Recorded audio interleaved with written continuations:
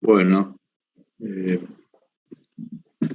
pues la última clase, nos queda un poco por ver de la última unidad, eh, reacciones de ésteres, amidas y nitrilos, y después, bueno, reacciones que involucran la acidez de los hidrógenos alfa al grupo carboxilo de los ésteres, reacciones de condensación. Y bueno, con eso daríamos por terminado los contenidos de la materia y después si tienen consultas que hacer, bueno, aprovechamos el resto del tiempo de la clase para, para, para que se saquen las dudas, ¿sí? Así que, bueno, llegamos a fin de año, parece que muy cansado porque son ustedes 4 nomás, pero bueno, esas son las circunstancias. Bien, les voy a compartir la pantalla. Vamos a ver las filminas. Acá tienen que estar viendo. Hemos quedado en la filmina 41, discutiendo el mecanismo de hidrólisis de ésteres en medio ácido, ¿sí? Para ésteres de alcoholes primarios y secundarios. Es el ataque del agua al carbono del carboxilo, y en el caso de ésteres de alcoholes terciarios, el mecanismo era diferente, era, como vemos, una especie de SN1. Bueno, están viendo, ¿no? Acá en la filmina 42, ¿sí?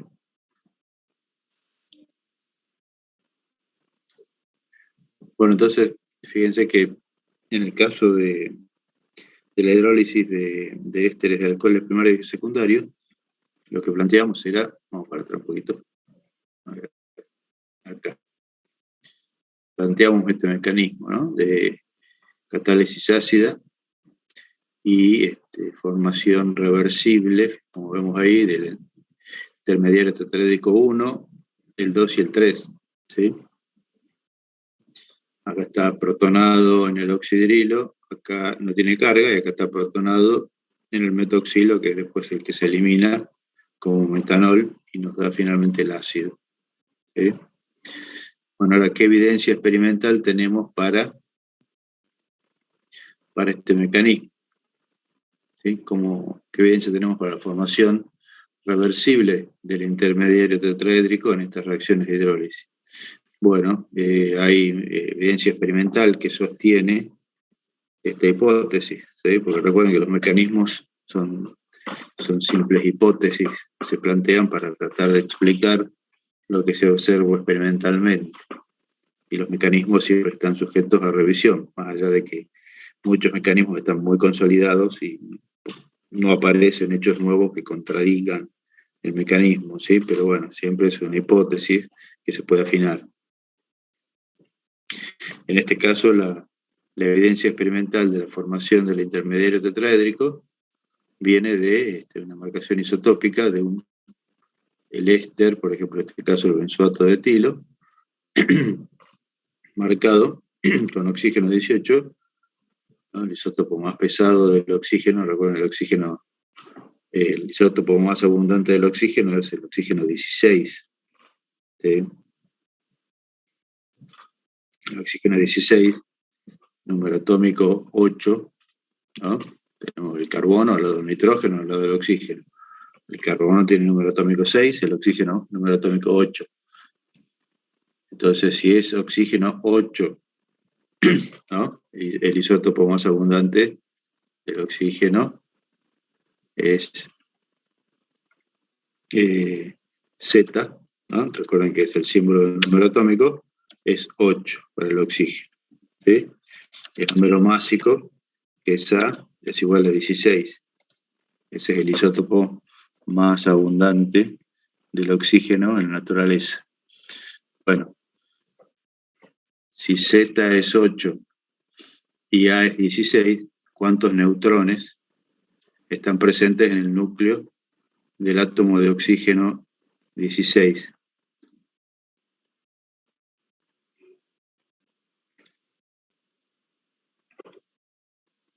Esta es la pregunta, ¿no?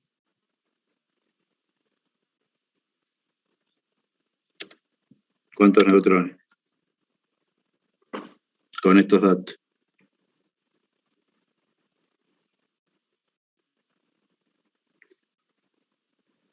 8.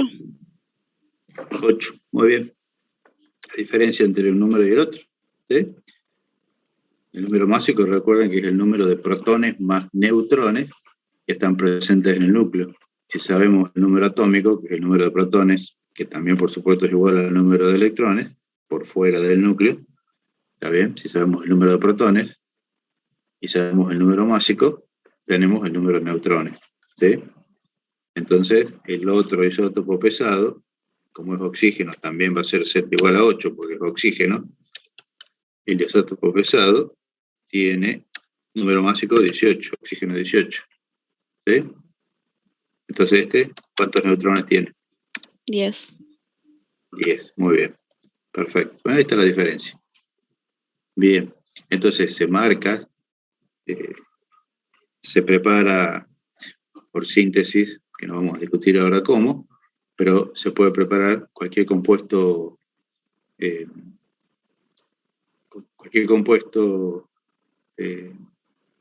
tanto natural como sintético, puede llegar a prepararse, bueno, si se prepara en el laboratorio va a ser un producto sintético, pero digo, se puede llegar a modificar con una marcación isotópica, ¿sí? Que la marcación isotópica puede ser de carbono 13, de deuterio, de oxígeno 18, bueno, cualquier isótopo más pesado que los isótopos, más abundantes, que en el caso de las sustancias orgánicas, siempre el isótopo más abundante es el isótopo más liviano, ¿no? En el caso del carbono 12, el oxígeno 16, el hidrógeno 1, el nitrógeno 14, siempre son todos esos isótopos livianos son los más abundantes. No pasa lo mismo en el caso de los metales de transición. Pero bueno, no vamos a discutir eso. La cuestión es que acá se marca con oxígeno 18. Este oxígeno, no este. Entonces se hace la reacción de hidrólisis en medio ácido, agua en medio ácido. Entonces habíamos postulado 3 intermediarios tetraédricos, ¿sí? Este sería el segundo intermediario tetraédrico, ¿sí? Que después se protonaría acá y daría finalmente el ácido, ¿sí? Pero bueno, la formación, como vimos, del intermediario tetraédrico es reversible, ¿sí? Entonces, si este intermediario tetraédrico es reversible, ¿sí? Se tiene que recuperar algo del éster original, ¿sí? Sin marca. Y eso es lo que se observa experimentalmente, ¿sí? Cuando se analiza la mezcla de reacción, no solo se va a encontrar el ácido producto, sino que se va a encontrar agua marcada con oxígeno 18. ¿Cómo explicamos que el agua esté marcada con oxígeno 18? La única explicación posible es que se formó este intermediario tetraédrico reversible, ¿sí? A partir de esto, fíjense que si esto vuelve para atrás, puede volver de esta manera o puede eliminar, ¿no? Se puede protonar este oxidrilo y se elimina agua volviendo al éster marcado con oxígeno 18, o se protona este oxidrilo y se elimina este agua, ¿sí? Marcada con oxígeno 18. ¿Sí? Entonces, de esta manera se comprueba que la hipótesis de la formación del intermediario tetraédrico en uno de los pasos del mecanismo de hidrólisis en medio ácido, ¿sí? Las marcaciones isotópicas ayudan mucho a comprobar el mecanismo. Vamos a ver ahora también cómo ayuda la marcación isotópica para comprobar el mecanismo de la hidrólisis de ésteres en medio básico, ¿sí? En medio básico, el mecanismo es distinto porque el nucleófilo principal ya no es el agua, sino que en medio básico vamos a tener el oxidrilo como nucleófilo, ¿sí? Entonces, el mecanismo es distinto, como vamos a ver ahora. tenemos, acá no puede haber protonación del oxígeno porque estamos en medio básico. Y el nucleófilo no es el agua, sino que es el oxidrilo. El oxidrilo ataca al carbono del carboxilo, se forma este intermediario, ¿sí?, que puede protonarse, dando este otro, ¿sí? Este intermediario va a tener concentración muy baja cuanto más básica sea la solución, ¿sí? Fíjense que con alta concentración de base, la especie favorecida en este equilibrio es esta, ¿sí? Y esta especie es la que después se reordena y elimina el metóxido para dar el ácido, ¿sí? Como ven acá, el par de electrones viene por acá, el metoxilo se va como tal. Como esto es más básico que esto es un ácido, esto es una base fuerte, se termina obteniendo el carboxilato del ácido más alcohol, ¿sí? Esto es lógico, ¿por qué? Porque estamos en medio básico. En medio ácido se obtiene, como vimos, ¿no?, en medio ácido se obtiene como producto de la hidrólisis en medio ácido, ¿sí?, obtenemos el ácido y agua, ¿sí? Pero si estamos en medio básico, la hidrólisis del éster en medio básico necesariamente tiene que dar el carboxilato más el alcohol. El medio ácido era el ácido más el alcohol, ¿sí? Acá el carboxilato más el alcohol. Bueno, entonces hay algo en común en ambos mecanismos, ¿no?, medio ácido y medio básico, que es la formación de intermediarios tetraédricos, ¿sí? Pero como vemos acá, el mecanismo de la hidrólisis en medio básico es más directo. Cuando esta concentración es elevada, esta especie es la que predomina en el equilibrio y esta especie directamente da la hidrólisis, se reordena y da el ácido más el alcohóxido, que en un equilibrio rápido termina dando el carboxilato del ácido y el alcohol, ¿sí? Bueno, ahora, ¿cuál es la evidencia experimental para sostener este mecanismo? Porque en principio, fíjense que para la hidrólisis de un éster en medio básico hay dos posibilidades. Una es la que estamos planteando, ¿sí? Pero hay otra, que sería esta, que se rompa este enlace oxígeno-carbono, ¿sí? El oxígeno alquílico, que se rompa el enlace oxígeno-carbono del lado del alcohol, no del lado del ácido, ¿no? Fíjense que el oxidrilo, como base, y nucleófilo, atacaría acá, se rompe este enlace, se va todo esto, un carboxilato, y se obtiene el alcohol. El producto es el mismo, ¿sí? Tanto por este mecanismo como por el mecanismo alternativo. Bueno, este mecanismo ya lo vimos, ya lo conocemos. ¿Qué mecanismo es este? Fíjense. La base ataca acá y se va a esto, y se obtiene el alcohol. ¿A qué les hace acordar esta reacción?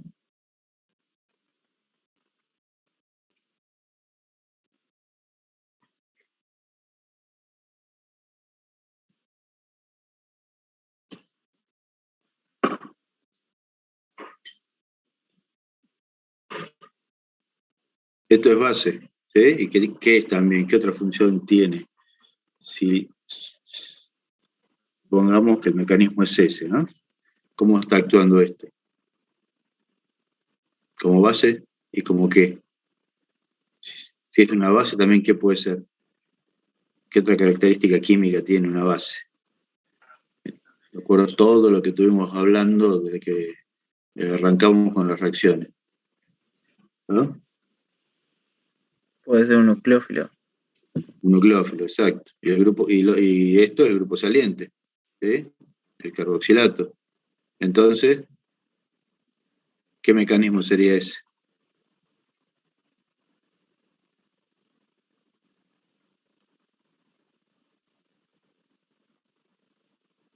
La reacción está ocurriendo así, en un solo paso. Entonces, ¿qué es? SN2. Una SN2, exactamente. Ese es el mecanismo alternativo, ¿sí?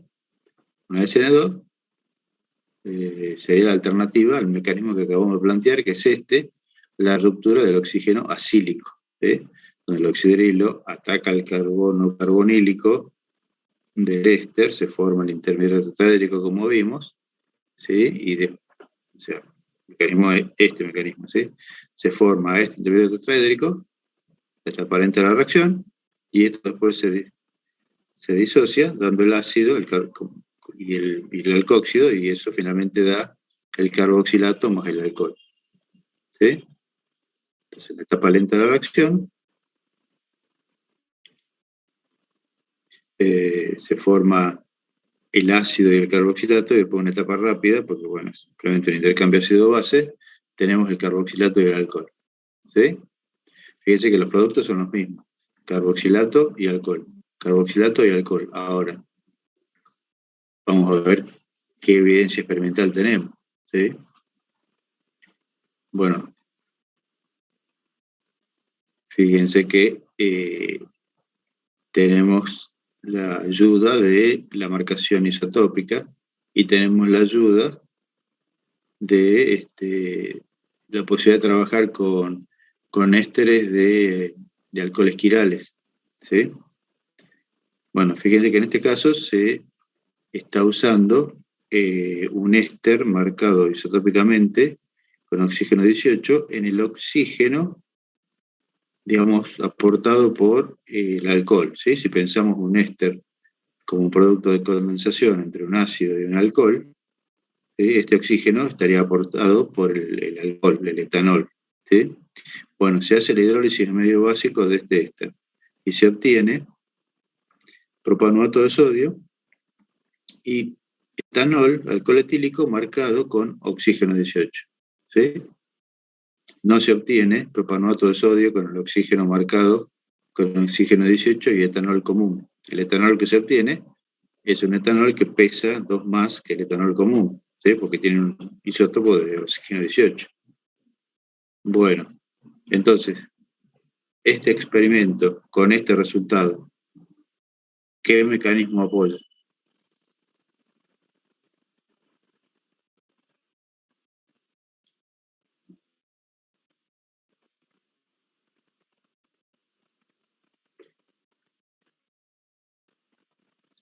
¿Cuál es el enlace que se rompe, ¿sí?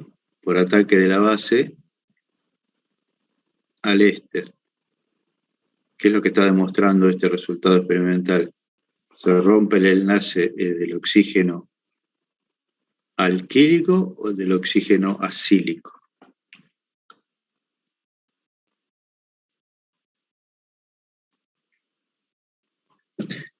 Fíjense los esquemas arriba, ¿no? Que están más o menos marcados los oxígenos. El Y el oxígeno en acílico. cuestión, el acílico, claro, porque fíjense que el oxígeno en cuestión, el oxígeno marcado con oxígeno 18, es este. Si este mecanismo fuera el correcto, fíjense, este oxígeno 18 termina acá, con el carboxilato. No sucede eso. El oxígeno 18 termina en el alcohol. Ese es el resultado experimental. Por lo tanto, este experimento apoya este mecanismo, ¿sí? Y este otro experimento, ¿qué dice? Fíjense, ¿está en consonancia con lo que acabamos de discutir o eh, complica las cosas y apoya el mecanismo de la ruptura del oxígeno alquílico? Fíjense, en este caso es el acetato de R1-feniletilo, hidrólisis medio básico, con etanol agua como solvente, se obtiene acetato de potasio y el alcohol R1-feniletanol. Entonces, ¿estamos bien o hay una contradicción acá? ¿Qué mecanismo apoya esta evidencia experimental? ¿La ruptura del oxígeno alquílico o la ruptura del oxígeno acílico?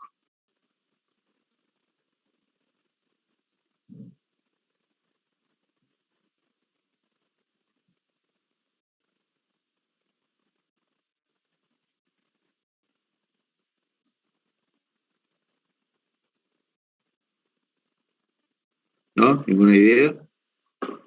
¿Puede ser que sea acílico otra vez? Sí, porque fíjense que habíamos dicho que era una SN2. ¿Sí? ¿Cuál es el resultado estereoquímico de una SN2? Si uno hace una reacción de SN2 sobre un sustrato quiral, ¿qué es lo que se observa en una SN2?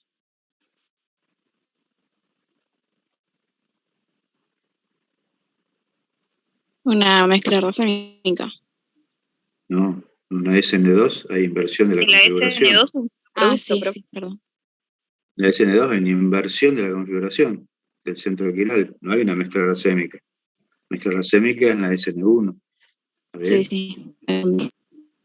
Pero acá fíjense que el producto, el alcohol quiral, tiene la misma configuración que el éster, ¿sí? En el carbono del lado del alcohol. Por lo tanto, no puede ser una SN2, porque la SN2 implicaría el ataque del oxidrilo sobre este carbono con eliminación del acetato como grupo saliente. Por lo tanto, el alcohol no sería este, sería el enantiómero, el S. Por lo tanto, esta evidencia experimental, cuando se analiza la mezcla, se separa la sal del alcohol y se estudia el poder rotatorio del alcohol, se determina que es el alcohol R. Por lo tanto, este resultado experimental apoya el mecanismo que estamos discutiendo, estamos presentando. La ruptura del oxígeno acílico. El oxidrilo ataca a este carbonilo, se forma un intermedio tetraédrico y después se rompe este enlace. Como se rompe este enlace, todo esto se va como alcohol R. ¿Está bien? Bueno, entonces siempre tenemos estos experimentos con marcación isotópica o con alcoholes quirales como prueba de evidencia experimental para sostener el mecanismo que en principio puede dibujar en base a resultados, no lo puede postular en base a resultados de cinéticos, de establecer la ley de velocidad, establecer el orden de la reacción respecto a los reactivos, pero bueno, a veces eso no alcanza y hay que hacer experimentos adicionales como estos de marcación isotópica o trabajar con ésteres de alcoholes quirales, ¿sí? Y de esa manera se sale de duda sobre cuál es el mecanismo más probable por el cual transcurren estas reacciones de hidrólisis de éster. Bueno, vamos a ver otras reacciones, pero también, ya que estamos hablando de hidrólisis de ésteres en medio básico, tenemos lo que habíamos presentado en la clase pasada, de ver cómo se fabrica un jabón. ¿Sí? Un jabón se produce por una reacción de saponificación. La saponificación, ¿qué es? El tratamiento de una grasa o un aceite con base concentrada en medio acuoso, ¿sí? Hidróxido de sodio, hidróxido de potasio en medio acuoso. Entonces, de esa manera se hidroliza la grasa, que fíjense que la grasa que es un triéster de glicerilo, ¿sí? El alcohol es el glicerol. Cada oxidrilo de glicerol está esterificado con un éster de un ácido graso, o sea, de cadena carbonada larga, puede ser de 8, 10, 12, 14, 16, ¿sí? Puede haber también ácidos grasos insaturados, diinsaturados, etc. ¿Sí? Las grasas o aceites son mezclas de ésteres de glicerilo con ácidos carboxílicos de distintos tamaños de cadena, ¿sí? Hay de todo. Entonces, cuando se hace la reacción, ¿por qué se dice saponificación? Porque, bueno, se forma jabón, ¿sí? El jabón, saponificación, viene de la palabra latina de jabón. Entonces, el jabón termina siendo, fíjense, una mezcla de glicerol con sales de sodio o de potasio de ácidos grasos. Y estas sales son las que tienen la propiedad de eliminar la grasa.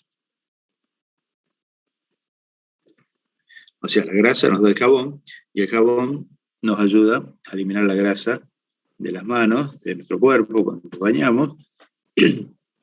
Y vamos a ver que un detergente, que lo que usamos para lavar los platos, tiene una estructura química muy parecida a la de un jabón, ¿sí? Entonces, ¿cuál es la propiedad de este tipo de moléculas? Que tenemos un extremo que es hidrofílico, el carboxilato, y una cadena larga que es lipofílica, ¿sí? La cadena hidrocarbonada. Entonces, estas moléculas pueden formar micelas, ¿sí? Se forma una dispersión coloidal cuando estas moléculas se ponen en agua, ¿sí? Esos agregados esféricos llamados micelas constituyen un conjunto de 50 a 100 moléculas que tienen la capacidad de incluir dentro de la micela a la grasa, ¿sí? Fíjense que la estructura de la micela sería esta. Unas 50 a 100 moléculas de estos carboxilatos de ácidos grasos, con los extremos polares hacia afuera de la micela en contacto con el agua, y adentro de la micela queda justamente la molécula de grasa, ¿sí? Porque es donde se puede incluir por interacciones lipofílicas la sustancia grasa, que es una sustancia no polar. Entonces la sustancia grasa puede ser arrastrada por la micela, ¿no? Fíjense que el agua no disuelve la grasa. No podemos eliminar la grasa de nuestras manos simplemente con agua. Necesitamos un jabón. ¿Por qué? Porque el jabón forma estos agregados, ¿sí? Y ahí se incluye la molécula de la grasa y esa grasa es arrastrada después dentro de la micela, ¿sí? En el caso de un detergente, fíjense por ejemplo el sodio desilsulfato, es un detergente que también se usa en bioquímica, como lo van a ver en Bioquímica 1. Sodio desilsulfato o lauril sulfato de sodio, ¿sí? El ácido láurico es el nombre común del ácido carboxílico de 12 carbonos. En este caso, bueno, no es un ácido carboxílico, sino que es el lauril sulfato, ¿sí? Son 12 carbonos, una cadena hidrocarbonada de 12, y el grupo sulfato. Entonces, esto que es un detergente funciona de manera similar a un jabón, ¿sí? Porque tenemos una cadena larga que es lipofílica y un extremo polar que es hidrofílico, ¿sí? Entonces, los detergentes tienen estructuras parecidas a estas, los detergentes comerciales que usamos para lavar los platos, ¿sí? Porque bueno, tanto el detergente como el jabón forman micelas y esas micelas son las que permiten eliminar la grasa, ¿sí? Y que esa grasa sea arrastrada dentro de la micela y arrastrada por el agua que circula llevándose a la micela. Bueno, esto es cultura química general, ¿sí? Pero cuando los parientes en las charlas después del asado le pregunten cómo funciona el jabón, bueno, ya lo saben. Bien, después van a ver eso en bioquímica, pasamos de largo. Reacciones de reducción.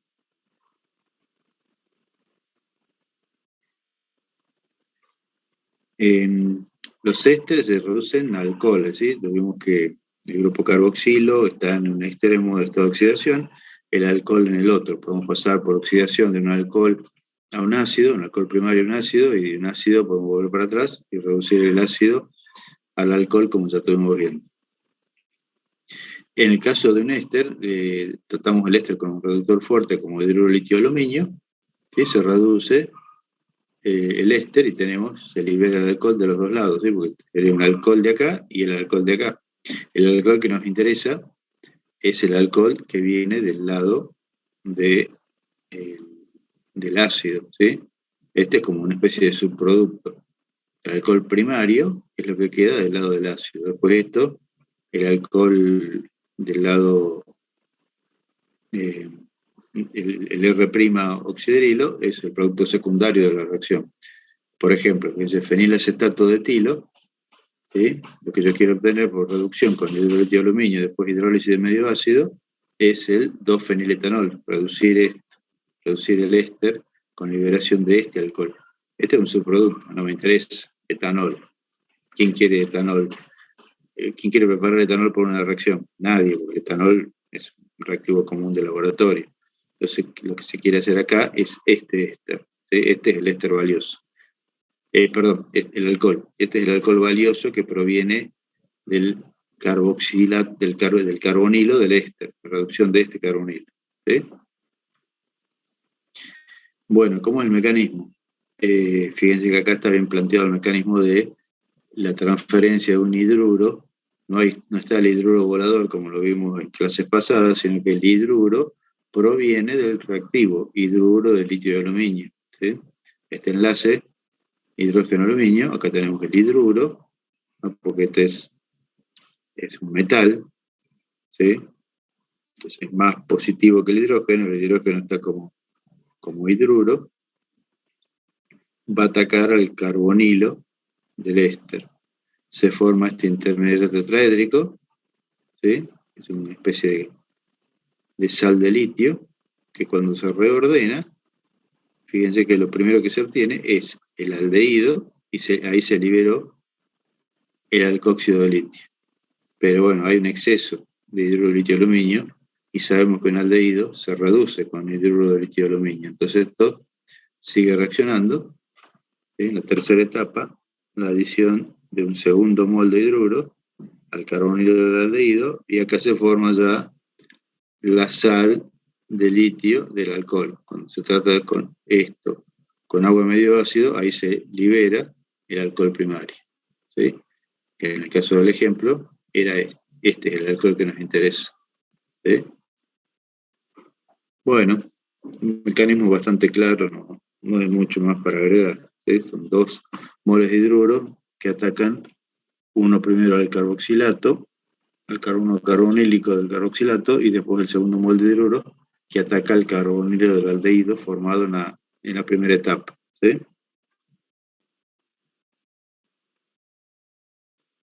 En realidad en la segunda etapa. ¿No? Son 4 etapas en total.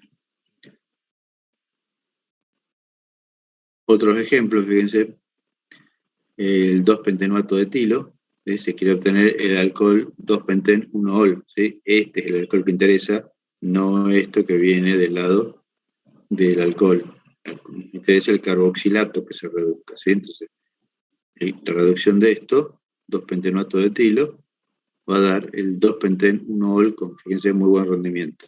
Y si hacemos la reducción con hidruro de litio de aluminio y después medio ácido de una lactona, fíjense que se obtiene un diol, ¿sí? Porque cuando se hace la reducción se abre el ciclo de la lactona. Entonces va a tener de este lado el alcohol y este óxido de hilo queda en la cadena, acá. Entonces observen que obtenemos a partir de esta lactona el 1,4-pentano de diol. ¿Sí? En el éster tenemos 2 moles de alcohol, en una lactona los 2 hidroxilos quedan en la misma cadena, porque la lactona es un éster cíclico. ¿Sí? Ahora, un éster también se puede reducir a un aldehído. ¿Sí? Necesitamos un reductor, obviamente moderado, reductor fuerte, como el hidruro de litio de aluminio, como estamos viendo, lleva el éster directamente al alcohol. Si se necesita parar en el aldehído, se debe usar un reductor de menor poder de reducción, como puede ser el DIVA. El DIVA es la sigla de, fíjense, hidruro de diisobutilaluminio. ¿Sí? Hay 2 grupos isobutilos unidos al aluminio y un hidruro. Entonces fíjense que este reactivo, el DIVA, tiene solamente 1 mol de hidruro por cada mol de reactivo. ¿Sí? Entonces, este reactivo se suele usar en tolueno como solvente, que es un buen solvente para la gran mayoría de los ésteres, y a baja temperatura, menos 78. ¿Sí? En esa condición, fíjense que se obtiene el aldehído con muy buen rendimiento después de cortar la reacción con agua medio ácido. ¿Sí? Porque fíjense, como este reactivo tiene un solo mol de hidruro, podríamos pensar, no lo desarrollamos acá, pero fíjense que si el reactivo aporta un solo mol de hidruro, primera etapa de la reacción es esta, intermediario tetraédrico, que se reordena y da el aldehído y el alcóxido. ¿Sí? Ahora este quedó ahí y no sigue reaccionando. ¿Por qué? Porque no es como el hidruro de litio de aluminio. el DIVA aportó su hidruro y se transformó en un producto secundario de aluminio, ¿sí? Y ya no tiene más hidruro, entonces no puede volver a atacar al aldehído, ¿sí? Que la mezcla queda en esto, y cuando agregamos agua y medio ácido, se recupera el aldehído y se regenera el alcohol, ¿sí? Entonces, bueno, ya tenemos también otra herramienta para llegar desde un éster a un aldehído. ¿Sí? Como vimos en la clase pasada, también podemos llegar a un aldehído a partir de un cloruro de ácido, ¿sí? O sea que ya tenemos variantes. Si uno quiere pasar del ácido al alcohol, ¿sí? Usa reductor fuerte, o bueno, o si tiene el éster, también usa el mismo reductor, hidrolitio de aluminio, pasa al alcohol. Si quiere parar en el aldehído, puede probar el cloruro de ácido, o si tenemos el éster, usamos DIVA y paramos también en el aldehído. Así que bueno, hay variantes de reductores para hacer reducciones hacia el alcohol o reducciones moderadas que queden en la etapa intermedia, que sería el aldehído. Bueno, y las reacciones con Grignard son muy útiles porque nos dan alcoholes terciarios, ¿sí? Fíjense que el benzoato de metilo, que reacciona con bromuro de fenilmagnesio, con exceso de bromuro de fenilmagnesio, ¿sí? Acá se especifica 2 moles por uno de pero en realidad siempre la reacción de Grignard se hace con un gran exceso de reactivo de Grignard respecto al compuesto carbonílico, ¿sí? Fíjense que el producto es un alcohol terciario, en este caso el trifenilmetanol. La primera etapa es la reacción de sustitución nucleofílica de acilo usual, ¿sí? En este caso el carbanión del reactivo de Grignard va a atacar al carbonilo, se forma un intermediario tetraédrico, se reordena, se elimina el metoxilo y nos queda una acetona, la fenilcetona, ¿sí? Pero la fenilcetona en un exceso de Grignard, sabemos que las acetonas reaccionan con Grignard. Entonces la acetona sigue reaccionando con el segundo molde reactivo y termina dando el alcohol terciario, ¿sí? Bueno, fíjense que si la reacción de Grignard se hace con un éster cíclico, que es la lactona, se obtiene un diol, ¿sí? Un diol, y uno de los oxidrilos tiene que ser un alcohol terciario, ¿sí? Porque los 2 moles de Grignard van a atacar a este carbonilo, ¿sí? Esto se abre, el ataque del primer mol de Grignard se abre, nos queda el alcóxido de este lado y nos queda un carbonilo de este, ¿sí? Y entonces ese carbonilo es atacado por el segundo mol de Grignard para dar el alcohol terciario, la sal, digamos, magnesio y bromo del alcohol terciario, que después cuando agregamos medio ácido da el alcohol terciario y este otro oxidrilo que resulta de la apertura del éster después del ataque del primer mol de Grignard, ¿sí? Fíjense que este es carbono 1 en la lactona, ¿no? Carbono 2, carbono 3, carbono 4, carbono 5. ¿Sí?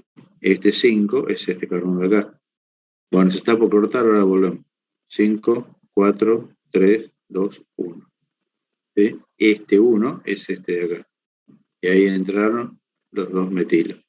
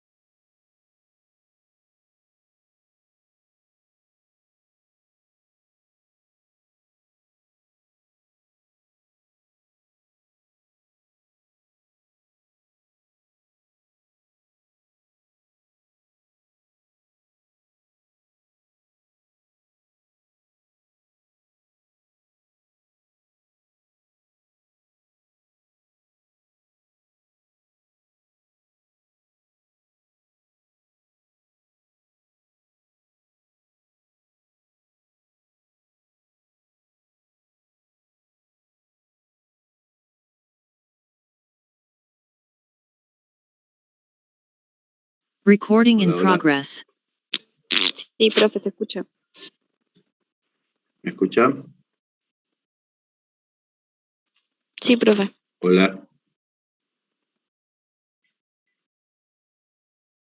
Hola.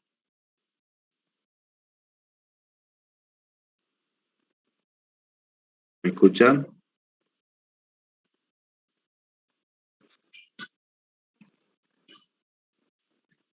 Hola.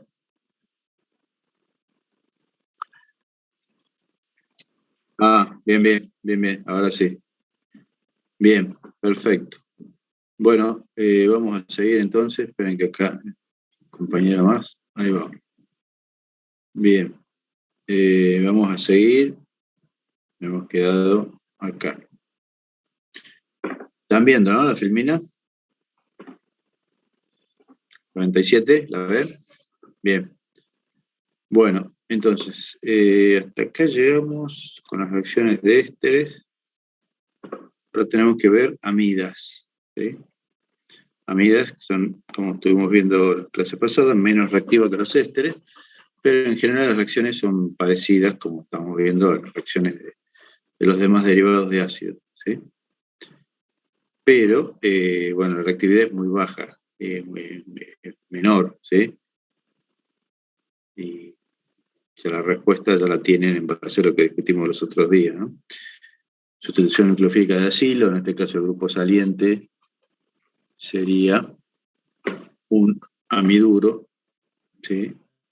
Entonces, es un pésimo grupo saliente porque es muy básico. Entonces puede haber reacciones de hidrólisis de amidas o alcohólisis, pero necesitamos el catalizador ácido, ¿sí? O promoción de ácido, porque, por ejemplo, la hidrólisis, calentamiento prolongado de la amida con clorhídrico 6 molar, ¿sí? Son condiciones bastante extremas, clorhídrico muy concentrado y un calentamiento durante mucho tiempo para poder hidrolizar una amida, como vemos acá, y regenerar el ácido y liberar la amina, ¿sí? Liberamos la amina, pero como estamos en medio ácido, la amina que se protona. La reacción de alcohólisis, que permitiría preparar un éster a partir de una amida, también se hace bajo condiciones bastante extremas. Como vemos, si uno quiere preparar un éster, y ya por lo que discutimos en las clases pasadas, no va a elegir una amida como sustrato, ¿sí? Tiene que buscar un reactivo, un sustrato que sea, mucho más reactivo, un cloruro de ácido, un mismo ácido carboxílico, un anhídrido. La última elección sería una amida, ¿sí? Bueno, si no hay catálisis ácida, no se va a facilitar la salida del grupo amino, ¿no? Al tener la catálisis ácida, el grupo amino, el nitrógeno de la amida, se protona y entonces se facilita la reacción de hidrólisis, porque esto va a salir ahora como amoníaco, ¿sí? No como amiduro. Entonces, el intermedio tetraédrico formado en la reacción de hidrólisis de la amida va a dar lugar a este intermediario tetraédrico que finalmente va a eliminar amoníaco y por lo tanto la reacción se facilita, ¿sí?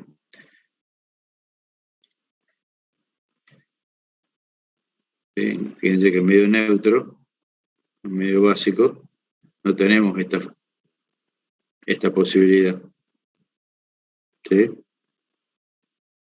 No está protonado, por lo tanto grupo saliente muy pobre.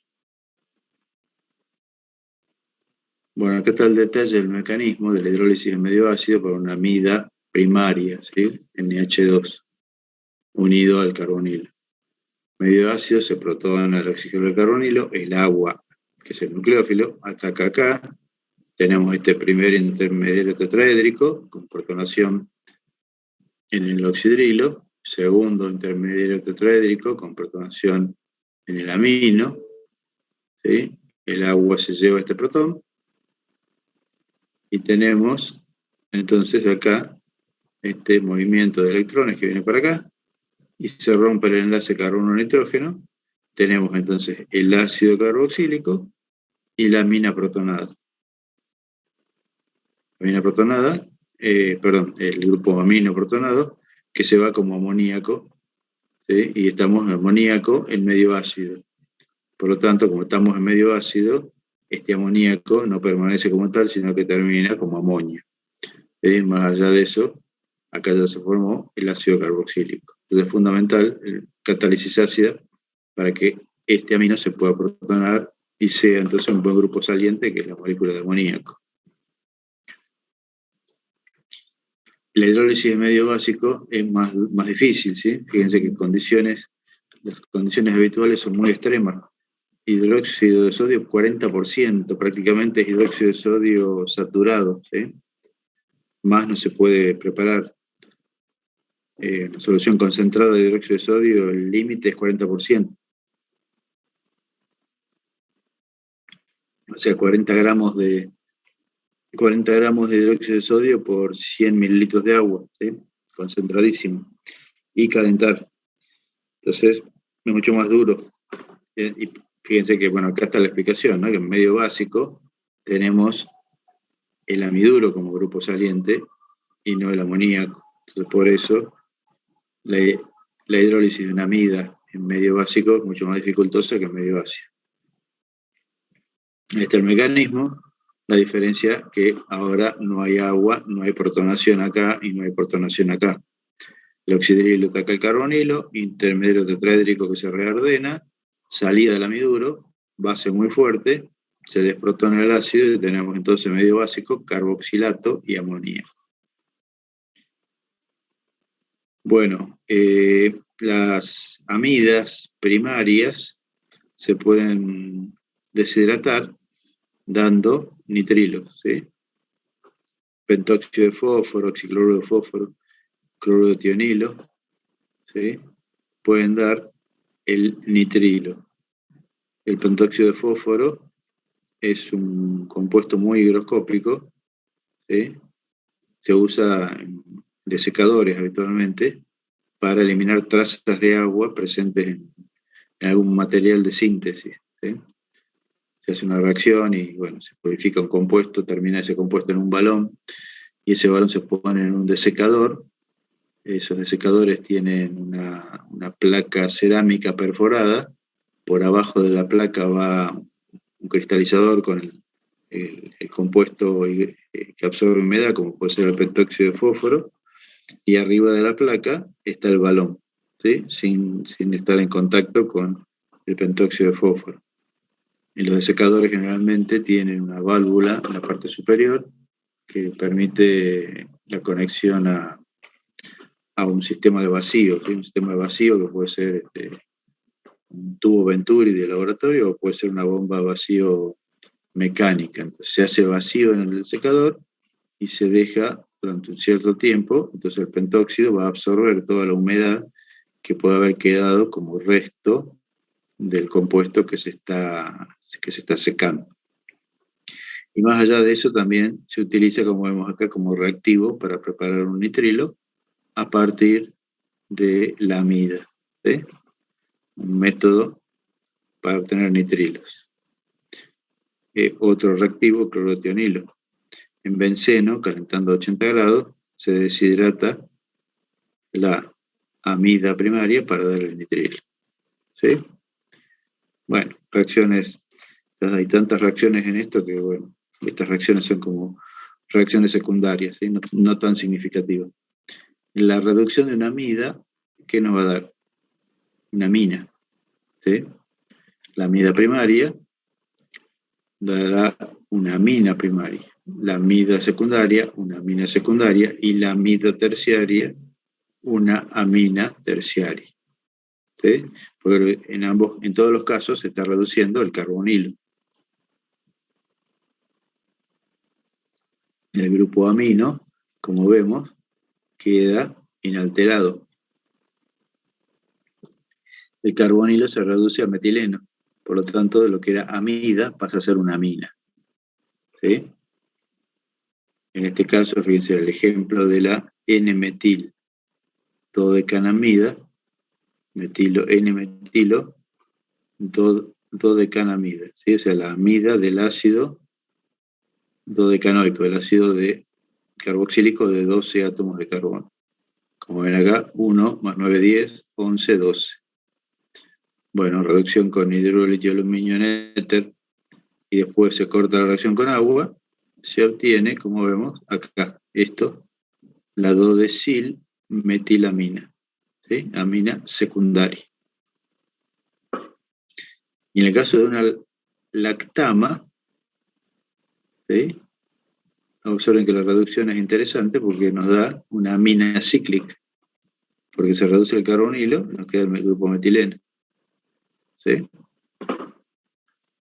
Bueno, mecanismo, bueno, acá de nuevo el hidruro volador, que recuerden que el hidruro volador no existe, está aportado por el hidruro de litio aluminio. El hidruro ataca el carbonilo de la amida, en este caso, en este ejemplo, una amida primaria, se forma el intermediario tetraédrico, ¿no? Con el aluminio asociado al oxígeno, ¿sí? Y observamos que este par de electrones viene para acá, se elimina todo este alcoxilato de aluminio, y nos queda un ion iminio. ¿Sí? El ion iminio es atacado por el segundo mol de hidruro provisto por el reductor, ¿sí? Porque que en la primera etapa entró un mol de hidruro, el hidruro unido al carbono, que era originalmente el carbonilo. ¿Sí? Cuando se forma el iminio, viene el segundo mol de hidruro que ataca al carbono, que originalmente era el carbonilo, ¿sí? Entonces este par de electrones viene para acá, sobre el nitrógeno, y ahí finalmente tenemos la amina. Entró el primer hidruro y acá entra el segundo hidruro. Por lo tanto, lo que era originalmente el carbonilo de la amida pasa a ser un metileno. Entonces pasamos de una amida primaria a una amina. ¿Sí?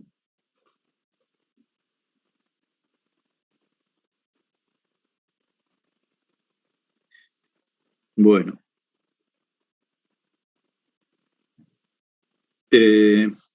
Hasta acá con las amidas. Nos queda por ver algo de reacciones de nitrilos. ¿Sí? Con esto terminamos las reacciones que involucran al carbonilo de distintos derivados de ácido. Bueno, en los nitrilos, como ustedes ya se imaginarán, no hay un carbonilo, ¿sí?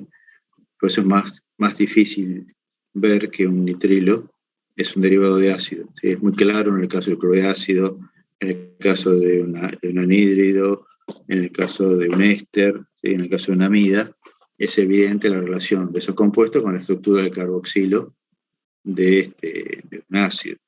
En el caso del nitrilo, como estamos viendo, no es tan evidente. ¿Sí? Bueno, vamos a presentar entonces reacciones de nitrilo con distintos tipos de nucleófilos, y los mecanismos son bastante más complejos, no vamos a ver todo en profundidad los mecanismos, pero bueno, presentamos los resultados más significativos. ¿Sí?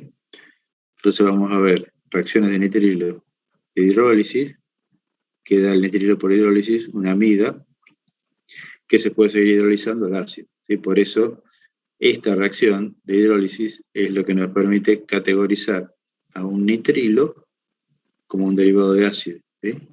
Porque por hidrólisis, un nitrilo se termina en el ácido carboxílico correspondiente.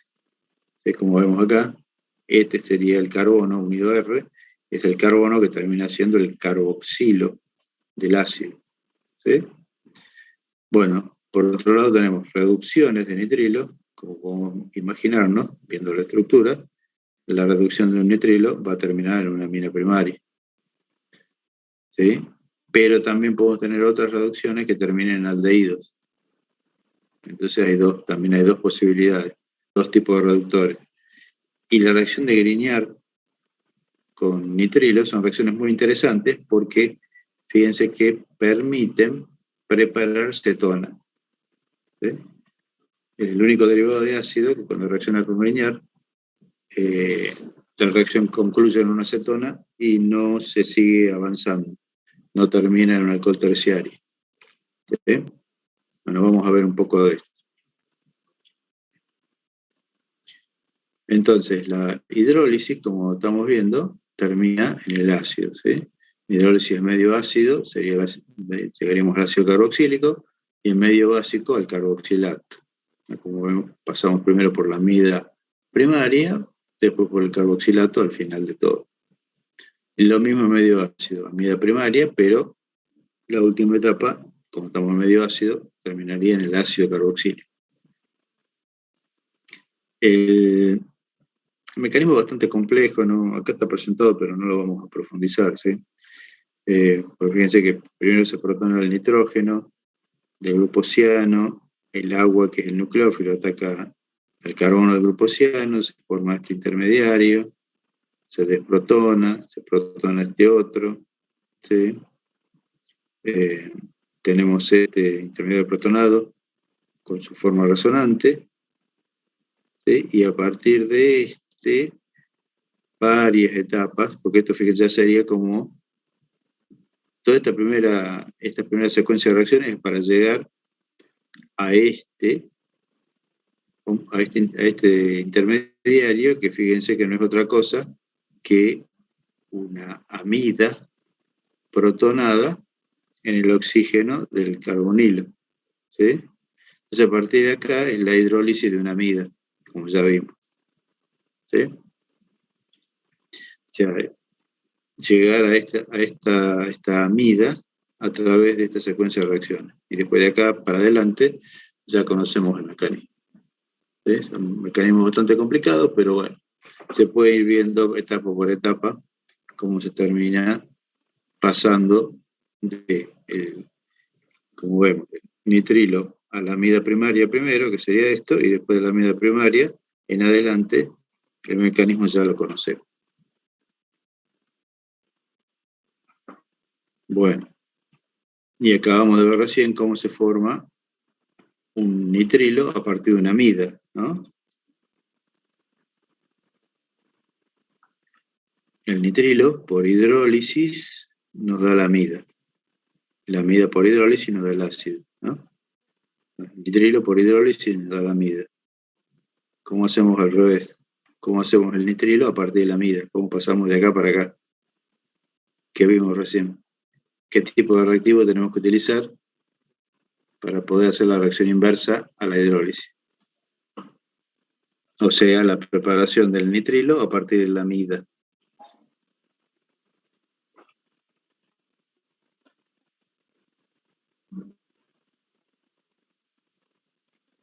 ¿Qué vimos recién?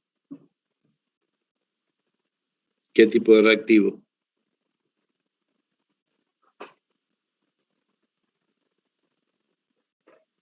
Acabo de verlo.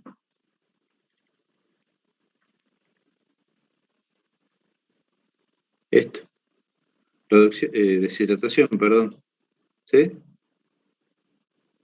Se elimina agua con un deshidratante, pentóxido de fósforo o cualquiera de estos. ¿Sí? Podemos decirlo así, como que la inversa de la hidrólisis es la deshidratación. La hidrólisis es tratamiento del compuesto con agua, medio ácido, medio básico. ¿Sí? Si hacemos la deshidratación, se elimina agua. Bueno. Reducción de nitrilo, vimos que hay dos posibilidades, ¿no? Dos caminos que nos llevan, uno a la amina primaria, otro a un aldehído. Con un reductor fuerte, como el hidrolitio de aluminio, ¿sí? Un mecanismo que es bastante complejo, se forma esta especie de amiduro de aluminio, una especie de dianión nitrogenado estabilizado por la sal de aluminio, ¿sí? Por esta especie de tres hidrógenos unidos al aluminio, ¿sí? Es lo que estabiliza la carga negativa del nitrógeno, y bueno, después la hidrólisis de todo este intermediario termina dando la amina primaria, en este caso la benzilamina, ¿sí? Bueno, un mecanismo medio complicado, pero simplemente está presentado ahí para que sepan que se forman esas dos especies, ¿sí? Primero entra en la primera reacción un mol de hidruro en el carbono del grupo ciano y después entra el segundo, formándose esta especie de dianión nitrogenado que es inestable y que se hidroliza para dar la amina. Bueno, entonces con reductor fuerte del grupo ciano pasamos a la amina primaria. Por ejemplo, acá, hidrolitio de aluminio en éter y después agua de este ortometilbenzonitrilo, se obtiene la ortometilbenzilamina con muy buen rendimiento. ¿Sí? Bueno, ¿y qué pasa acá? DIVA, el DIVA que vimos hace un rato, el diisobutil hidruro de aluminio, que permitía reducir ésteres a aldehídos. Bueno, acá tenemos también la posibilidad de reducir grupos cianos a aldehídos. ¿Sí? Un reductor moderado termina la reducción en el aldehído, no sigue hacia la amina primaria. ¿Sí? También, fíjense, el DIVA generalmente se utiliza en estas condiciones, tolueno como solvente, menos 78 grados de temperatura para que la reducción termine en el aldehído y el compuesto no se siga reduciendo. Bueno, son las condiciones habituales en las cuales el DIVA se puede manejar y no se descompone, ¿sí? El hidruro. Bueno, el mecanismo de esta reacción no lo vemos, ¿sí? Lo pueden buscar en los libros, pero ya son demasiados mecanismos y acá no lo vamos a profundizar. Simplemente que sepan que están los dos reactivos disponibles, ¿sí? El reductor fuerte, que permite pasar entonces del nitrilo a la amina primaria, y el reductor moderado, que permite pasar del nitrilo al aldehído.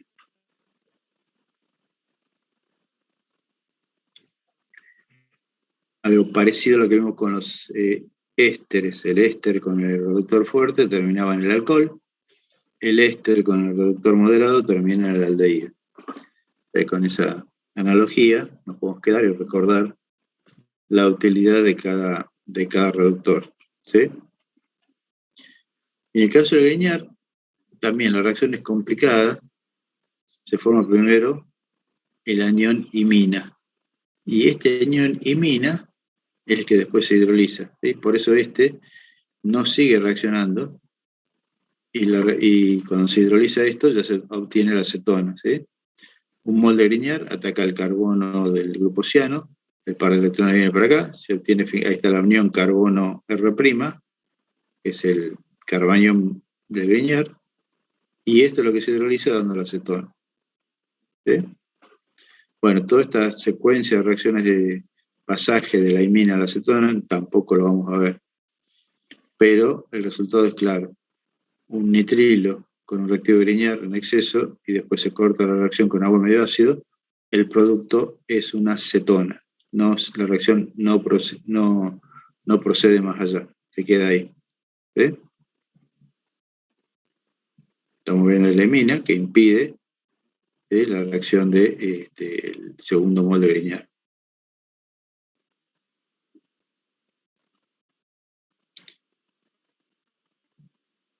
Bueno, acá fíjense que está más o menos desarrollado como es parte del mecanismo. ¿Sí? El Grignard ataca al carbono del grupo ciano, se forma la sal de la anión imina. ¿Sí? La sal de magnesio y cloro o magnesio bromo, magnesio halógeno. ¿Sí? Esto se protona y que tenemos la imina. ¿Sí? Cuando se empieza a cortar la reacción se tiene la imina. Y la imina, recuerden que es un derivado, ¿no? La protona. O sea, la formación de la unión carbono-carbono es hasta acá, la sal de imina. Después es cortar la reacción con agua medio ácido. Siempre es la segunda etapa de la reacción de Grignard. Fíjense que la transformación de la sal de imina por agregado de agua medio ácido en una imina, la imina, que es, como ya vimos en las reacciones de carbonilos, es un producto de reacción entre un carbonilo y un compuesto nitrogenado, ¿sí? Como puede ser el amoníaco, ¿sí? Ese es el derivado nitrogenado de un compuesto carbonílico. Entonces la hidrólisis de la imina, ¿qué nos da? La acetona, ¿sí? Y se libera amoníaco. Bueno, entonces lo que no vemos es el detalle, ¿sí?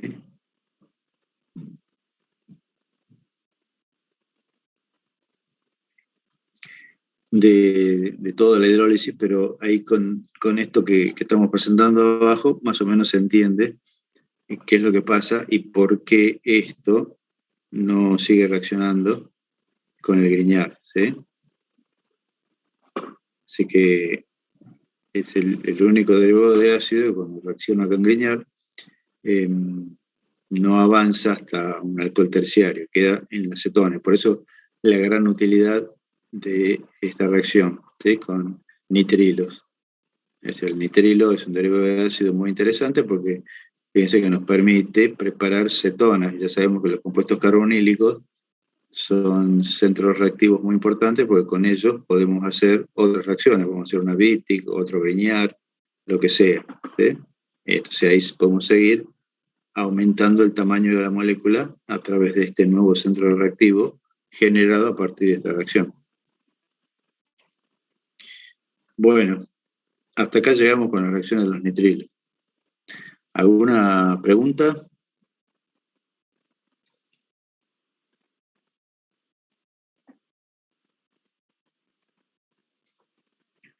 Nada por ahora. Bueno, vamos a ir entonces al último punto, que son las reacciones de condensación de ésteres que derivan de la acidez de los hidrógenos alfa de los ésteres. ¿Sí? Ya vimos el caso de la acetona, las reacciones de condensación aldólica. Bueno, acá con los ésteres vamos a ver algo parecido. Nada más que los ésteres no son tan ácidos. Los hidrógenos en alfa, el carbonilo del éster, fíjense que no son tan ácidos como una acetona. El pKa de una acetona es de 20, el pKa del éster del estato de etilo, por ejemplo, es de 25. ¿Sí? 5 órdenes de magnitud menos ácido. Entonces necesitamos una base más fuerte para generar el enolato. Bueno, esto ya lo vimos. Entonces, la reacción de condensación entre ésteres es una reacción en la que está involucrada la acidez de los hidrógenos en alfa del carbonilo del éster, ¿sí? Y esta reacción permite preparar, como vamos a ver ahora, beta-cetoésteres, ¿sí? Sería el producto de la reacción de condensación. Y tiene nombre y apellido porque, bueno, fue este científico alemán, Claisen, que la desarrolló. Entonces se toma un éster y se lo trata con un alcóxido como base. ¿Sí? Por ejemplo, si es un éster de etilo, la base sería el etóxido, ¿sí? Etóxido de sodio en etanol, por ejemplo. Y eso provoca la autocondensación del éster, genera el beta-cetoéster y se libera un alcohol. Vamos a ver entonces cómo es el mecanismo, ¿sí? Entonces, en presencia de la base del etóxido, por ejemplo, del alcóxido en general, vamos a tener que se va a formar un cierto porcentaje de enolato del éster, ¿no? Por la acidez de estos hidrógenos. El hidrógeno tiene una cierta acidez, que va a generar un cierto porcentaje del enolato del éster, que va a atacar al carbonilo de otra molécula del mismo éster, ¿sí? Se va a formar ahí la nueva unión carbono-carbono, ¿sí? La nueva unión carbono-carbono con el alcóxido. Fíjense que este carbono que es el carboxilato, forma acá, por este ataque de esta base, que es el enolato, forma el intermediario tetraédrico. Esto se reordena de esta manera. Esto viene para acá y se va al alcóxido. ¿Sí? Y ahí quedó entonces el beta-cetoéster. carbonilo en beta al carboxilato. Por eso decimos que el producto es un beta-cetoéster. ¿Sí? Ahora hay un detalle que tenemos que discutir también. Entonces, por ejemplo, con acetato de etilo, ¿sí? Tomando acetato de etilo y tratándolo con etóxido de sodio y después agregando agua medio ácido, el producto es el acetato de etilo, ¿sí? El beta-cetoéster del acetato de etilo. ¿Sí? Y se libera etanol. Pero fíjense entonces que esta parte de la molécula del acetato de etilo estaría funcionando como enolato. Este es el carbono del enolato que ataca el carbonilo de otra molécula del acetato de etilo. Y de ahí se va etanol como grupo saliente. ¿Sí? Entonces toda esta parte, el beta-ceto, viene de la otra molécula del acetato de etilo. ¿Sí? En el caso del propanoato de etilo, ¿sí? El producto es, fíjense, todo esto estaría funcionando como este carbono como enolato que ataca el carbonilo de la otra molécula del propanoato de etilo. Entonces el producto de condensación es este beta-cetoéster que, como podemos ver, es el 2-metil-3-oxo-pentanoato de etilo. ¿Sí? 1, 2, 3, 4, 5. Si lo nombramos como pentanoato de etilo, sustituyente es el metilo en el carbono 2 y un oxo en el carbono 3. ¿Sí? Entonces, observamos que se ha aumentado el tamaño de la cadena. ¿Sí? De un éster común se pasa a un beta-cetoéster, ¿sí? Con mayor cantidad de átomos de carbono. Siempre se elimina un mol de alcohol que proviene de el reordenamiento de este intermediario tetraédrico. ¿Sí? Bueno, está el detalle del agregado de agua en medio ácido que vamos a discutir ahora antes que se corte este segundo bloque. Entonces, vamos al paso por paso al mecanismo. ¿Sí? Primero se forma entonces el enolato del éster, por acción del alcóxido. ¿Sí? El alcóxido toma este protón, fíjense que este es un equilibrio que está desfavorecido. ¿Por qué? Porque, bueno, el pKa de este hidrógeno es del orden de 25. ¿Sí? Tiene una base, no es una base tan fuerte como para formar cuantitativamente el enolato del éster, ¿no? El pKa del alcohol es del orden de 15, 16. ¿Sí? Entonces, por eso, este equilibrio ácido-base está desplazado hacia la izquierda. Pero bueno, hay un cierto porcentaje de enolato del éster. El enolato del éster, como vemos, estabilizado por resonancia. Podemos tener la carga negativa sobre el carbono, la carga negativa sobre el oxígeno. Esta carga negativa sobre el carbono es la que funciona como nucleófilo que ataca al carbonilo de otra molécula del éster. ¿Sí? La adición nucleofílica, entonces, de este enolato al carbonilo de otra molécula para formar el intermediario tetraédrico. Esta es la etapa clave donde se forma la unión carbono-carbono. La adición nucleofílica del enolato al carbonilo de la otra molécula. Se formó el intermediario tetraédrico. ¿Está bien? Bueno, y eso ahora se reordena como estamos viendo ahí. Y expulsa, fíjense, expulsa a la base más débil. Hay dos bases que serían, esta es una y esta sería la otra. Bueno, la que se expulsa es la base más débil, el alcoxio.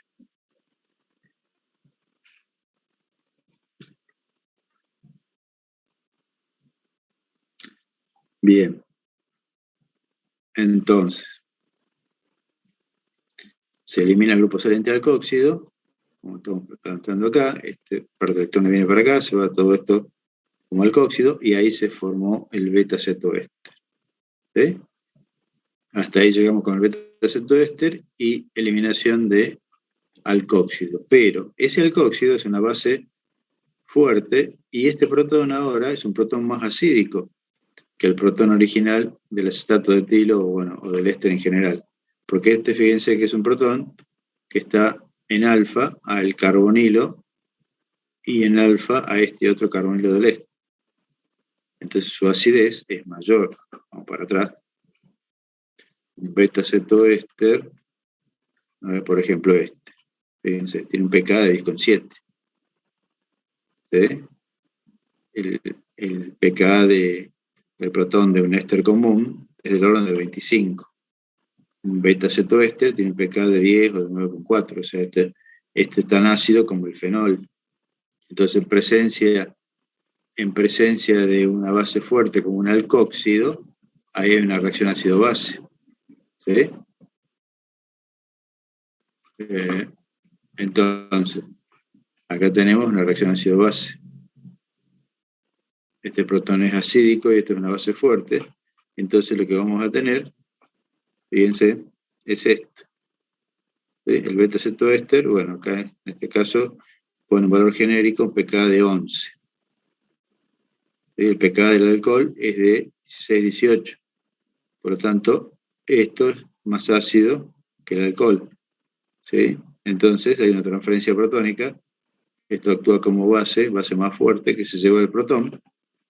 Y se forma, fíjense, el ion enolato del beta cetoéster, que está estabilizado por resonancia. Esta carga negativa está estabilizada sobre el oxígeno del grupo carbonilo y sobre el oxígeno del carboxilato. ¿Sí? Entonces, necesariamente, después de que ha ocurrido la condensación de Claisen y que se ha formado la unión carbono-carbono que ha dado lugar al beta cetoéster, como estamos en medio básico fuerte, alcóxido, necesariamente lo que se forma es la sal del beta cetoéster, ¿sí? La sal de sodio o de potasio, porque tenemos el enolato del beta cetoéster. Entonces vamos a tener la sal de sodio o de potasio de este compuesto. Si uno quiere recuperar el beta cetoéster, ¿qué tiene que hacer? Acidificar. Tiene que agregar agua en medio ácido para protonar justamente este carbono. ¿Sí? Entonces, por eso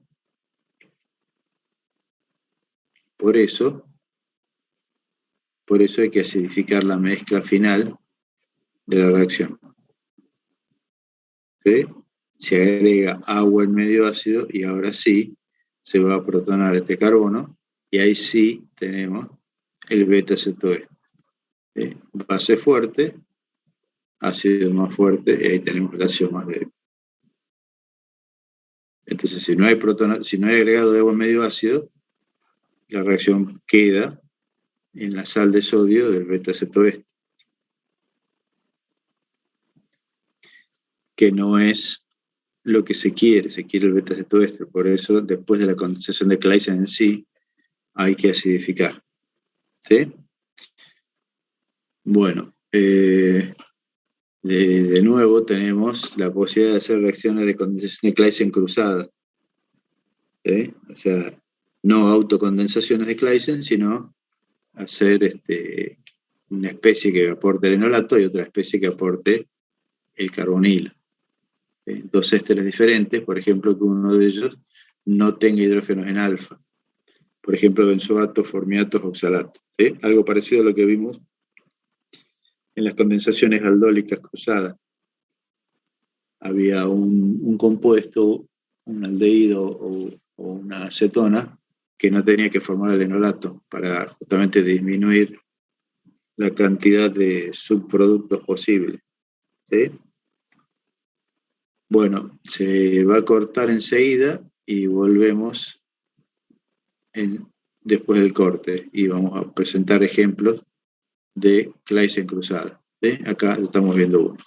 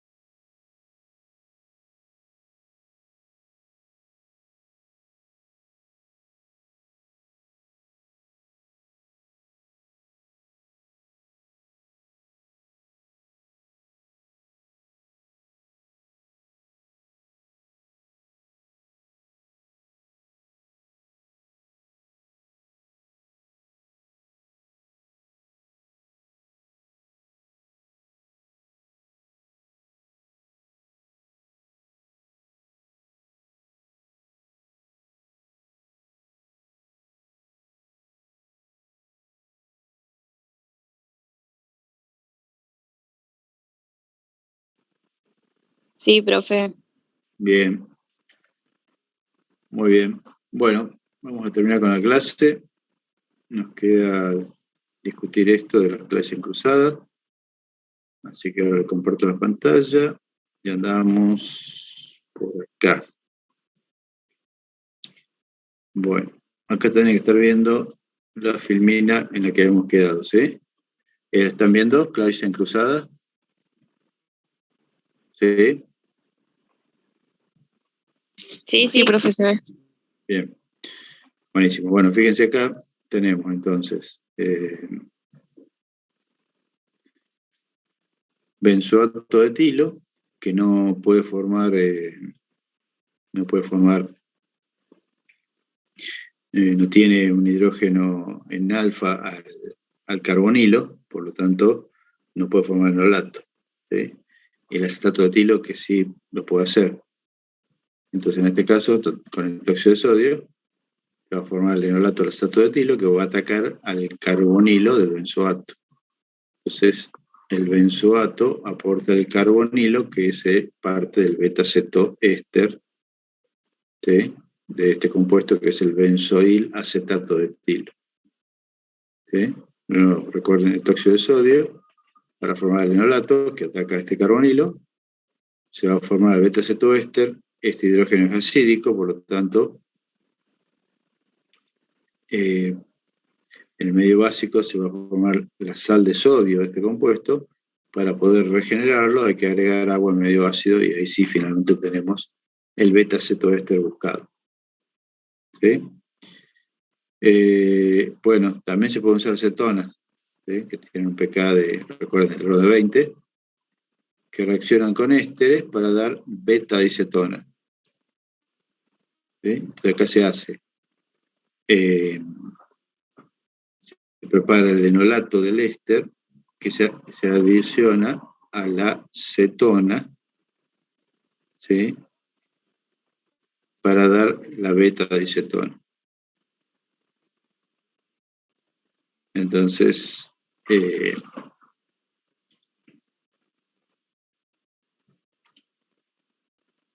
acá también tenemos que controlar el orden de agregado de los reactivos para favorecer la formación del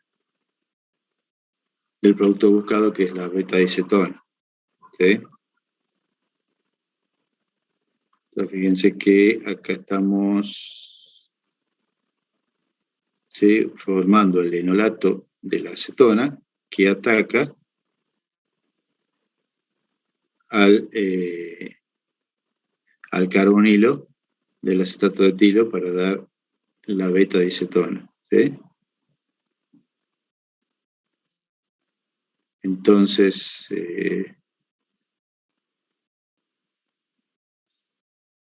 el producto secundario sería el producto de autocondensación de este éster. ¿Sí? Entonces, controlando el orden de reactivos, se puede favorecer la formación de este producto. De nuevo, fíjense que el producto formado, la beta-dicetona, este hidrógeno es acídico, más acídico que este o que este de acá. Por eso hay que cortar la reacción agregando agua medio ácido para obtener finalmente la beta-dicetona. ¿Sí?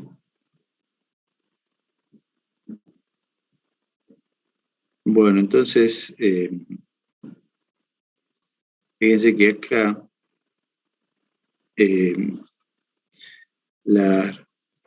las cetonas en medio básico, recuerden que el producto de autocondensación de una cetona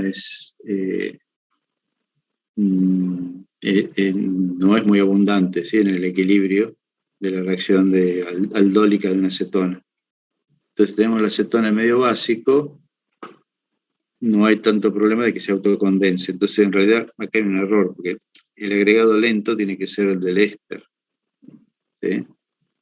Pues entonces vamos a tener un exceso de esta especie en medio básico, va a estar formado ya el enolato, y apenas entre el éster al medio de reacción, este enolato va a atacar al carbonilo del éster, y de esa manera se va a evitar que este autocondense.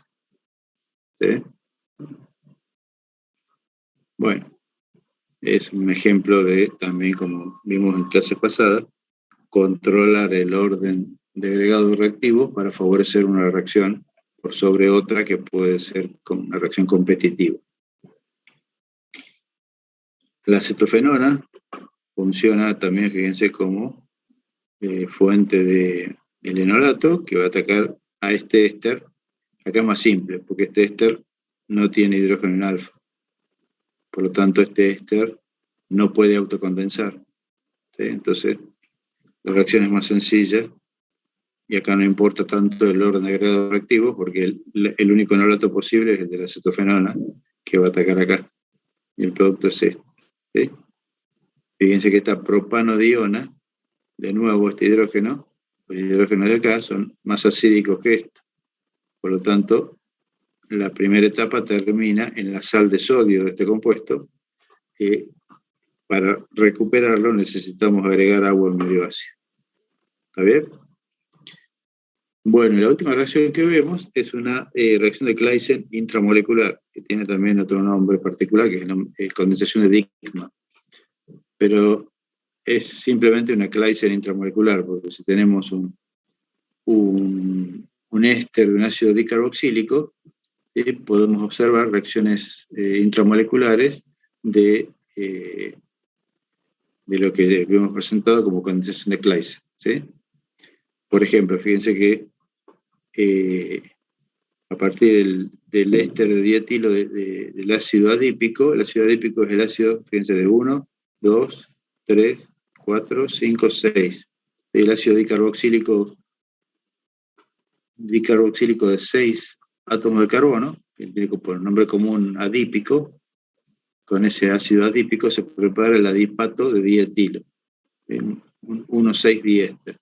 Entonces, este compuesto en medio etóxido de sodio, ¿sí? Puede formar el enolato. Como vemos, este equilibrio está desplazado para acá, pero el enolato formado, a pesar de que está en bajo porcentaje, una vez que se forma puede atacar al carbonilo vecino. ¿Sí? La molécula puede adoptar, como estamos viendo, una conformación determinada para acercar los sitios reactivos, ¿sí? Acercar el enolato con el carbonilo. El enolato de un extremo de la cadena con el carbonilo del otro extremo. ¿Sí? Entonces, a partir de esa conformación se puede plantear la adición al carbonilo del otro extremo y formación entonces de la unión carbono-carbono que termina dando, después de varias etapas, como ya vimos, el beta-cetoéster, en este caso el beta-cetoéster cíclico. ¿Sí? Bueno, estas reacciones también son muy útiles. Pasa que hay otras reacciones adicionales que son muy interesantes que no las discutimos, pero este compuesto así preparado, fíjense que es útil como tal, y también se suelen hacer reacciones de hidrólisis de estos ésteres para dar el ácido beta, el beta-cetocarboxílico, y esos ácidos beta-cetocarboxílicos se pueden descarboxilar, o sea, pueden eliminar dióxido de carbono. O sea que este tipo de compuesto uno lo sigue tratando y puede eliminar todo esto, y termina en la cetona. ¿Sí? Bueno, y hay muchas otras cosas que se pueden hacer, pero bueno, no nos da el tiempo para tantas reacciones. La materia es muy larga y ya con todo lo que vimos tienen para entretenerse. Así que no podemos dar todos los contenidos que hay en el capítulo de reacciones de derivados de ácido porque no terminaríamos nunca. Bueno, otro ejemplo más de la condensación de Dickmann, en este caso con el éster del ácido dicarboxílico de 7, que tiene como nombre común ácido pimélico, fíjense, 1, 2, 3, 4, 5, 6, 7. ¿Sí? El pimelato de dimetilo, 1,7 diéster, de nuevo, adopta una cierta conformación que acerca el enolato de un extremo con el carboxilato del otro. Se forma la unión carbono-carbono, y en este caso se obtiene un beta-cetoéster cíclico con el anillo de 6. Acá el anillo era de 5. con anillo 6. ¿Sí? Bueno, una extensión de lo que acabamos de ver de la reacción de condensación de Claisen. Se puede entender con mucha facilidad porque es más de lo mismo, ¿sí? Nada más que en este caso, en lugar de tener dos ésteres que condensan, tenemos un diéster, ¿sí? Un diéster, o sea, una misma cadena que da la condensación de Claisen, y por lo tanto el producto, el beta-cetoéster, es un beta-cetoéster cíclico. ¿Está bien? Bueno, hasta acá llegamos con todos los contenidos de esta unidad y con todos los contenidos de la materia. No hay nada más para agregar. O sea que ahora, lo que nos queda de clase, podemos aprovechar para que ustedes hagan consulta.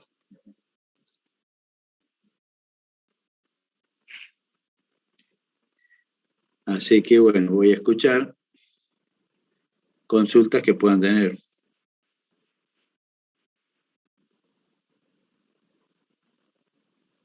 Pero recuerden que el miércoles que viene, a las 9 de la mañana, es el parcial, ¿sí?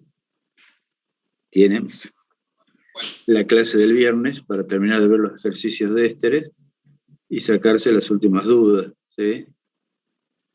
Profe, yo le quiero hacer una consulta Sí. respecto a las condiciones.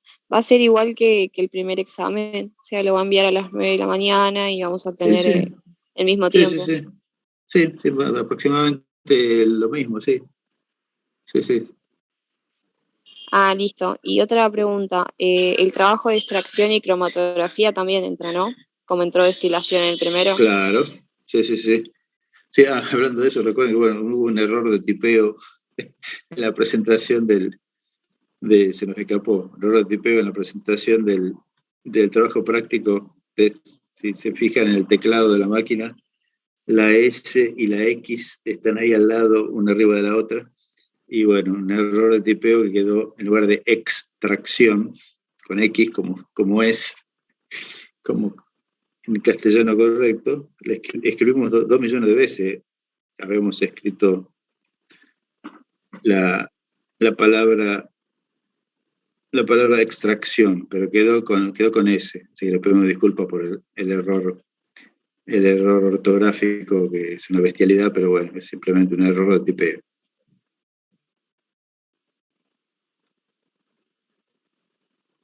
Bueno, más allá de los procedimientos del parcial, que van a ser similares a los del primero, ¿alguna pregunta concreta de contenido?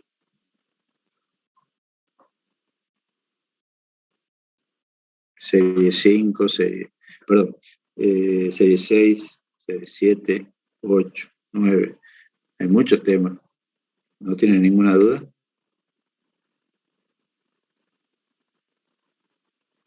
Yo seguramente, si me queda alguna duda, lo voy a resolver el viernes, porque tengo que leer algunas cosas de aldehídos y cetonas. O sea, yo vengo un poco atrasada, pero bueno, recién, hoy tengo otro examen de otra materia, así que voy a arrancar mañana con eso. Está bien. Bueno, igual saben que si a medida que van estudiando estos últimos días les surge alguna consulta, me pueden escribir, ¿sí? Yo contesto todos los mails con dudas. Pero ahora no, ahora. ¿Ninguna duda? ¿Nada? Miren que veo muchos temas.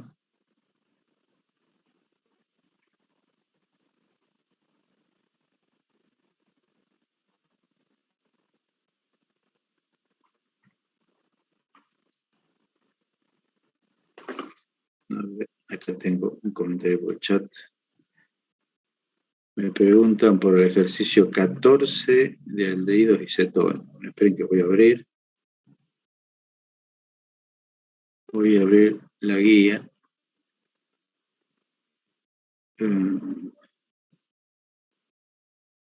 Aldehídos y cetonas, la serie 8. Ya les comparto la pantalla.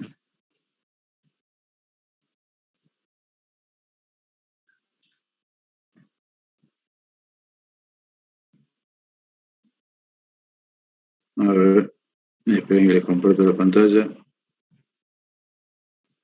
¿Dónde andamos? Acá. Voy a compartir pantalla con esto. ¿Están viendo la guía? Problema 14. Sí, profe. Bien. Bueno, acá me preguntaban por este problema. Esto lo tienen que explicar ustedes. ¿Qué les parece? ¿Cómo explicamos la diferencia? El ácido acético tiene un pK de 4,7. Después viene la 2,4-pentanodiona, que tiene un pK de 9. Después viene la acetona, que tiene un pK de 20. ¿Cómo explicamos la diferencia de acidez? ¿Cuál es el más ácido de los tres? Empecemos por eso, para ordenar.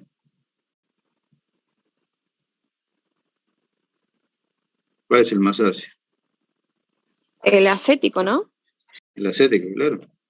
Menor pK, mayor acidez. ¿Sí? Y recuerden que, bueno, ¿cómo explicamos? Cuando habla de acidez, tiene que plantear un equilibrio ácido-base. ¿Sí? Y el equilibrio ácido-base tiene que ver los factores que estabilizan a la base conjugada del ácido. ¿Está bien? Bueno, entonces en el caso del ácido acético, recuerden que tenemos el ácido acético más agua en equilibrio con el acetato más hidrógeno. El acetato, el anión acetato, tiene la carga negativa estabilizada entre dos átomos de oxígeno. ¿Sí? Ustedes pueden escribir como ejercicio las dos formas resonantes del anión acetato, en general de cualquier anión de un ácido carboxílico, ¿sí? Un carboxilato en general. Pero bueno, el pK de los ácidos carboxílicos son todos muy parecidos, ¿sí? Independientemente del largo de la cadena de los ácidos carboxílicos comunes. Tenemos la carga negativa estabilizada entre dos átomos de oxígeno, ¿sí? Que localiza sobre un oxígeno y después sobre el otro oxígeno. ¿Está bien? En cambio, en una 2,4-pentanodiona, el pK, como vemos, pK de 9, es un ácido mucho más débil, es un ácido como si fuera el fenol. Y la acetona más débil todavía, pK de 20. ¿Por qué? Porque el hidrógeno ácido de la acetona, que es un hidrógeno de un grupo metilo, un hidrógeno en alfa al carbonilo. Entonces ahí tenemos una carga negativa estabilizada por resonancia entre un carbono y un oxígeno, ¿sí? El famoso enolato de la acetona. ¿Sí? Entonces esa carga no está tan estabilizada como en el caso del ácido. Bueno, y el caso intermedio es la 2,4-pentanodiona. ¿Por qué? Porque el hidrógeno acídico, que da pK de 9, es el hidrógeno del metileno que está entre los dos carbonilos. ¿Sí? Como ya vimos, ese dibujo lo vimos varias veces en la filmina. ¿Sí? Lo acabamos de ver también acá. Oh, perdón, este no. Este. Yo tengo la 2,4-pentanodiona. El hidrógeno acídico es el metileno que está vecino. Acá lo mismo. Vecino a los dos carbonilos. Acá tengo un carbonilo, acá tengo el otro. ¿Sí? Entonces esto, acá podemos ver cuál es dónde se va a localizar la carga negativa de la base conjugada. ¿Sí? La base conjugada, este es el ácido. La base conjugada es el enolato. ¿Dónde se localiza el enolato? Acá. ¿Está bien? Entonces, este es el hidrógeno que tiene un pK de 9. Esta carga negativa acá se va a estabilizar por resonancia con este y con este. Pero está inicialmente localizada en un carbono. Por eso no es tan ácido este compuesto como el ácido acético. La carga negativa siempre localizada sobre un oxígeno. Uno o el otro. ¿Está bien? Entonces, recuerden, siempre hay que plantear el equilibrio ácido-base como el ácido en equilibrio con su base conjugada. Y el factor que estabiliza la base conjugada es lo que nos permite discriminar y explicar los distintos grados de acidez de los compuestos. ¿Está bien? ¿Quedó claro?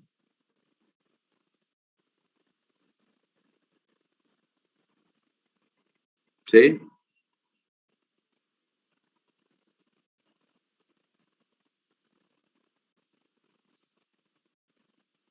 Bien, me contestaron que sí.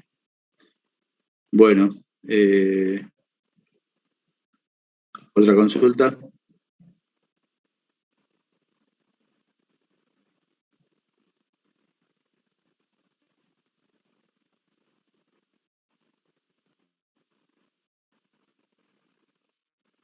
¿Alguna otra duda?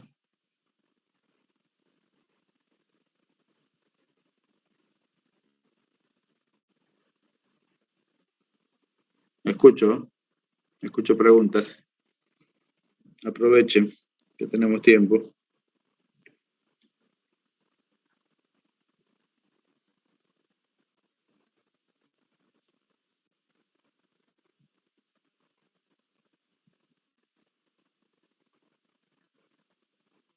Profe, a mí no me había quedado claro lo de aldehídos y cetonas. ¿Puede ser cauterismo? No recuerdo bien el término, no tengo ahora el apunte acá a mano. El tautomerismo cetonólico. Sí, eso. Y fíjate que eso es un equilibrio donde el hidrógeno, justamente el hidrógeno acídico de un aldehído o de una cetona, pasa del carbono alfa del carbonilo, pasa al oxígeno del carbonilo. Entonces tenés el equilibrio entre la forma ceto y la forma enólica. ¿Sí?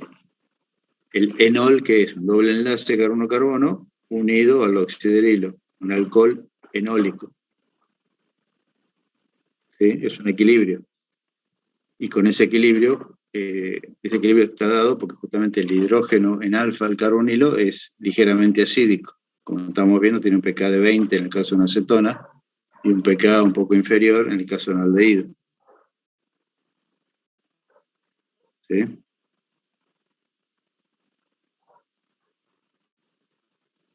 Y a partir de ahí, bueno, a partir de esa propiedad se entienden otras reacciones de los compuestos carbonílicos, ¿sí? Las reacciones que ocurren a través de, justamente explicadas por la acidez del hidrógeno en alfa al carbonilo.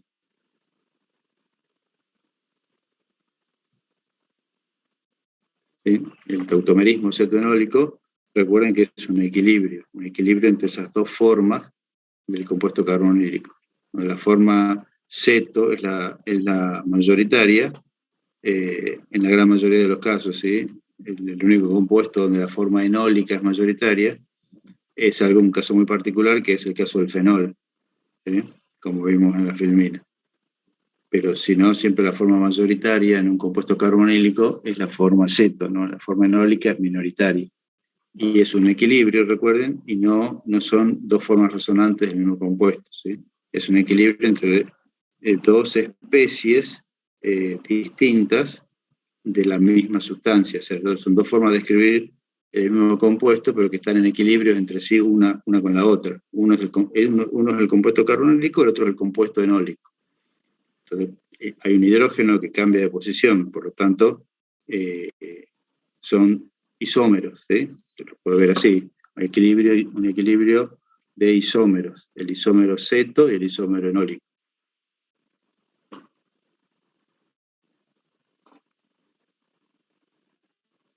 Bueno.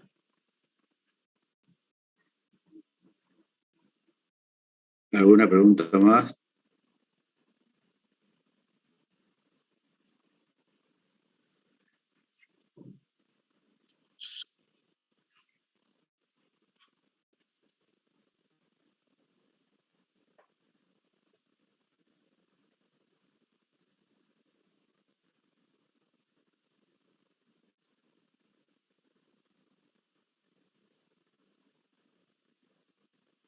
¿No hay más preguntas?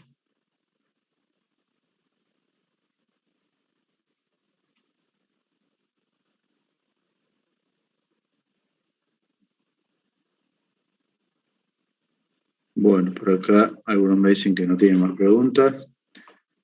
Las demás, Micaela, Mariel, Daniela, Ariana, ¿y quién más está acá? Cecilia. ¿Más preguntas?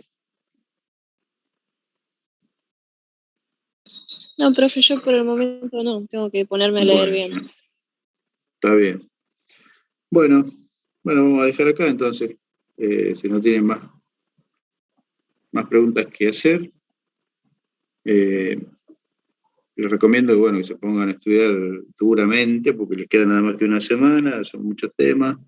No sé cómo andarán, si les llevaron al día la materia, pero me llama la atención que no tengan dudas, pero bueno. Así que sigan estudiando y si aparecen dudas en el camino de acá el miércoles, acá el martes a la noche, contesto preguntas, contesto dudas. ¿Sí? Bueno. Bueno, quedamos así entonces, ¿sí? Yo después les voy a mandar bien el instructivo del examen y les voy a mandar también, como en el examen anterior, que me contesten a ver quiénes van a participar realmente del examen para mandarles el enunciado a los que realmente van a tomar parte del examen. ¿Sí? Bueno, profe, Bueno, gracias. Bueno, no hay por qué. Bueno, quedamos acá, estamos en contacto con cualquier cosa. ¿Sí? Bueno, profe, gracias, nos vemos. Bueno, hasta luego, buenas tardes. Chau, chau.